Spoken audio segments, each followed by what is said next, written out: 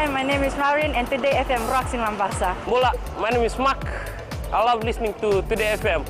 Today FM rocks in Makassi. Hey, Bula from Rockawaki. I'm Mentor. I love listening to Today FM because they're playing my hits. Today FM rocks. My name is Enrico. I love listening to Today FM. Today FM rocks in Suba. Hi, I'm Asrika and I'm from Lotoka and I love Today FM. Today FM rocks. Bula, I'm Siva.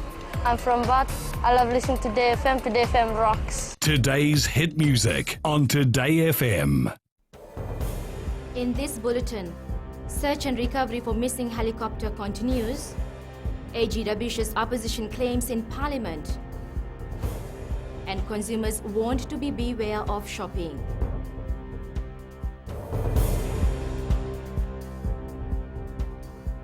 The search and recovery operation for the helicopter that crashed in Natewa Bay, Vanwalevu, and its two remaining occupants continues in its third day today.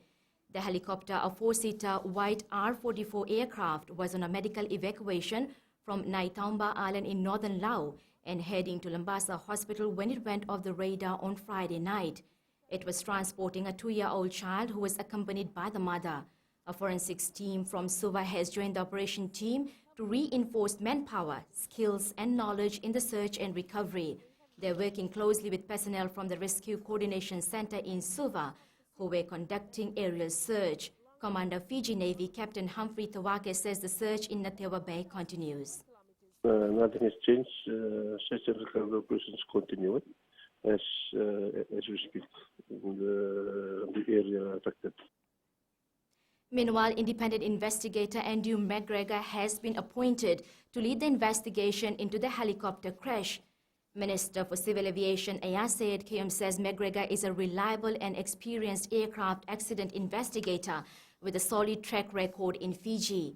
He first investigated the crash of a Robinson R-44 helicopter that crashed in the sea west of Wunda Point near Nandi in 2006.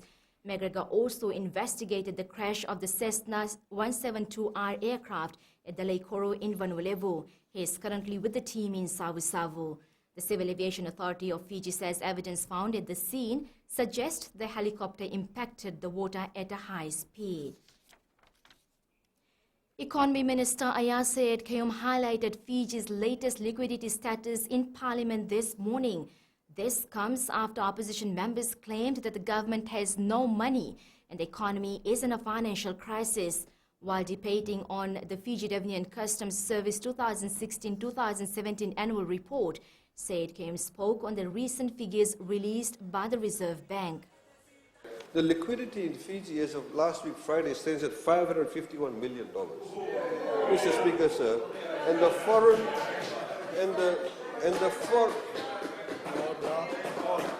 foreign reserves, Mr. Speaker, sir, the foreign reserves, Mr. Speaker, sir, as of last week Friday stands at $2.1 billion. And Mr. Speaker, sir, and Mr. Speaker, sir, Mr. Speaker, and Mr. Speaker, sir, the inflation rate as of last Friday was 0.7%. The Royal British Legion will be undertaking a pre-assessment for all candidates who received invitation letters from the British Army this month. The Royal British Legion Fiji says this will help candidates know what to expect at the assessment centres in the UK. The candidates will also be given feedback from the assessment centres in the UK. Hundreds of Fijians have already gone for assessments to the UK this year.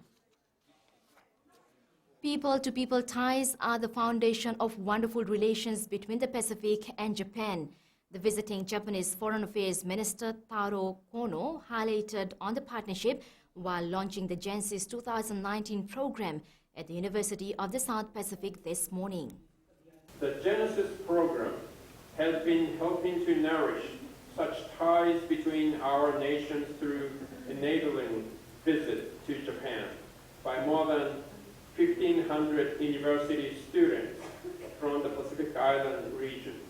Past and future participants in the Genesis program are the true bridge connecting the Pacific Island nations and Japan. A 28-year-old unemployed man from Ambala Place, Nasinu, charged with 1 count of possession of illicit drugs, will appear at the Nasinu Magistrates Court tomorrow. FBC News has confirmed the police are still gathering more information in relation to the accused who was arrested over the weekend. The arrest was made by the Southern Division Task Force at the suspect's house, where several small clear plastic bags containing white substance were seized. The substance later tested positive for methamphetamine. The suspect fled the scene but was arrested a few meters from his residence and remains in custody. The Consumer Council is urging the public to remain vigilant during weekend shopping. Chief Executive Seema Shandil claims most expired products are sold on weekends. Shandil says apart from this, the consumer watchdog has also seen traders retailing food products with Julian coding which consumers are unable to read or understand. She says they are continuing with their market surveillance. Julian code is simply the digit code that represents the consecutive day of the year starting with January 1st is 001 and ending with December 31st is 365 days. Turning overseas, there are renewed calls for stricter gun controls in the U.S. after two mass shootings just 13 hours apart. 29 people have been killed and dozens more injured in a day of gun violence. This report from TVNZ. And just hours after that shooting, 9 people were killed in a separate shooting in Dayton, Ohio. Coming up, teams prepare for Dean's final competitions and Ink Mobile BOG to be played in Lautoka. Stay with us.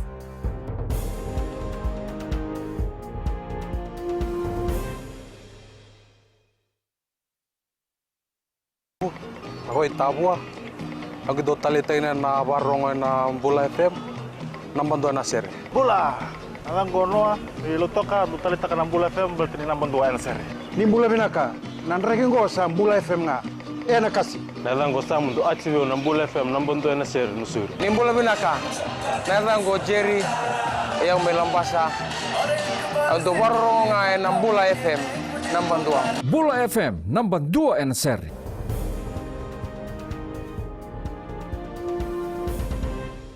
Welcome back. Silver Grammar School will be going into the 2019 Vodafone Dean's Under-14 Grade Final as the underdogs. Team manager Malakai Toweli says he is aware that Ratu Kandavule School is a champion team, but they are ready for the battle. He says Lalin Memorial School gave them tough competition, which has fine-tuned the players for the next clash.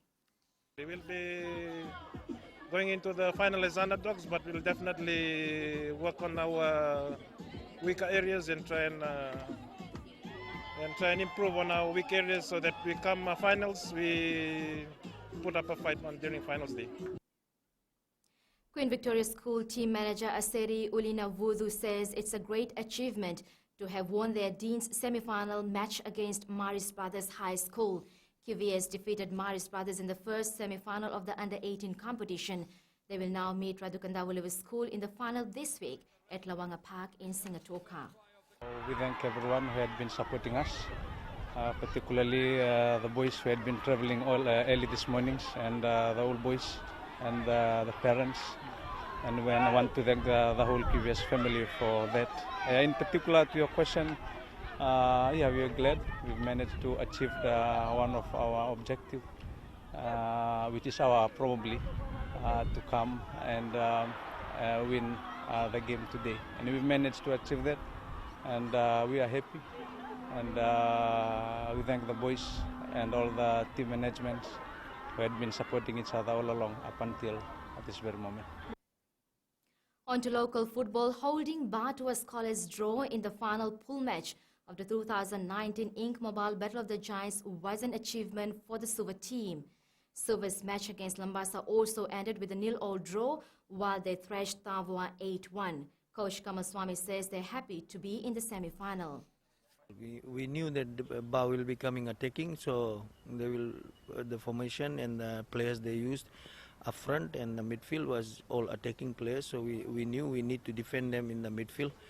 We did defend them in the midfield when we had 11 players and we created good chances, but unfortunately we could not finish it. But when we had 10 players, we had to go deep defending, and it worked for us.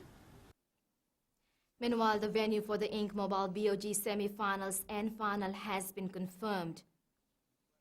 Fiji Football Association President Rajesh Patel says they will be played at Lautoka's Churchill Park. The first semi-final is on Saturday at 6:30 p.m. between Lambasa and Nasinu, while the second semi-final will be played at 8:30 p.m. between Lautoka and Suva. The third and fourth place playoff will take place at 2 p.m. on Sunday, while the final will be played at 4 p.m. The Fiji Airways Flying Fijians have switched back to training mode after their 38-13 win over Canada over the weekend. Coach John McKee says they need to polish some areas before their third World Rugby Pacific Nations Cup competition. I think we just got to keep building our game.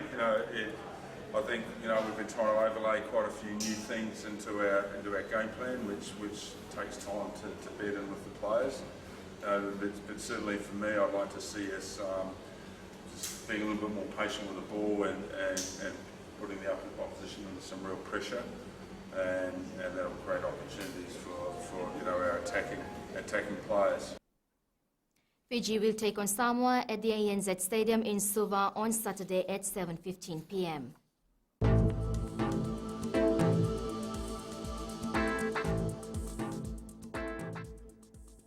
Overcast skies and occasional rain and drizzles are in the forecast for this afternoon in most areas. Expect cloudy periods and rain again tomorrow. Nights will also remain cooler. That is the FBC News for now. Remember to join us at 7 p.m. for our major bulletin with these stories and others. You can also tune in daily to our sister radio station, Gold FM. Have a great afternoon.